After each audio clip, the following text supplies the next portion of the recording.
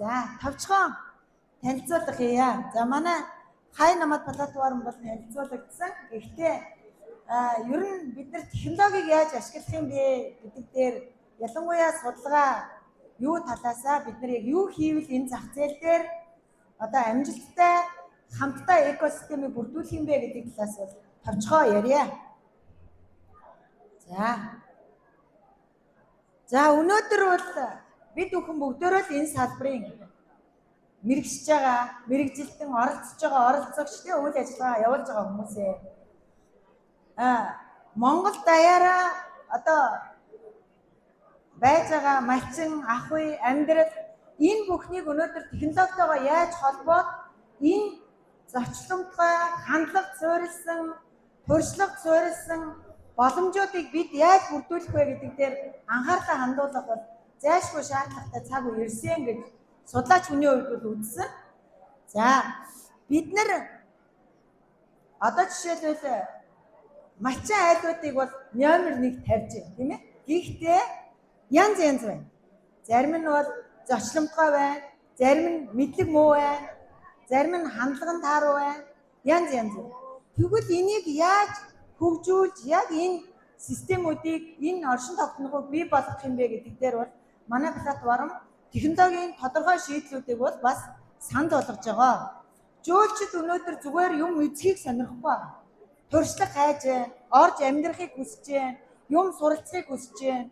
Тэгэхээр энэ тал дээр бол бид хамтран ажиллах хэрэгцээ шаардлага бол байгаамаа гэж үзэж байна дээ. За тэгээд платформын танилцуулгыг түр орхиод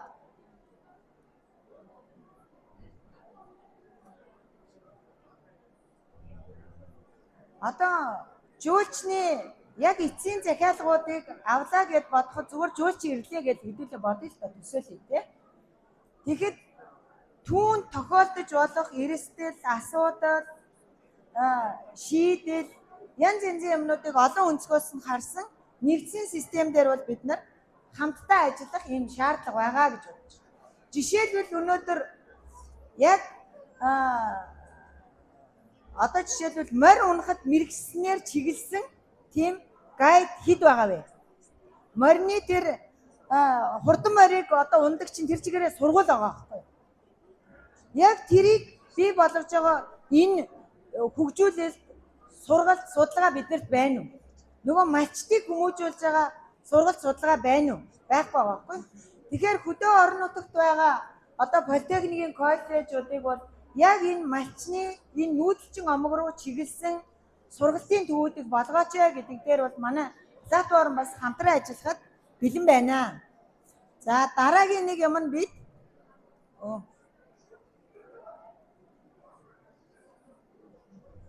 ерөөсөө оролцогч талуудад зориулаад боожуулалт хийх хэрэгтэй юм байна гэж үзсэн. Тэр малчин айлыг, тэр сумыг, тэр аймгийг, тэр одоо магадгүй энэ дотор бол 100 гаруй жуулчны бааз байна гэж байна тий. За тэгвэл жуулчны баазуудын 360 хоногийн яг хэдэн хоногт нь та нар борлуулалттай байгаа. Хэдэн хоногт нь борлуулалт байхгүй.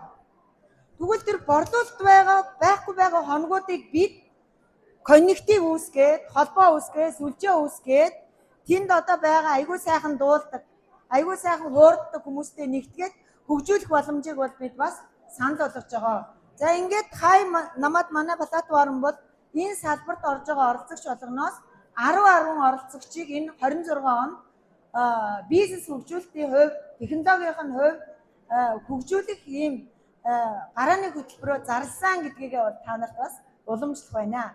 Ингээд хамтдаа энэ экосистемийг илүү оновчтой болгож хөгжүүлэхийн төлөө хамтдаа хичээе.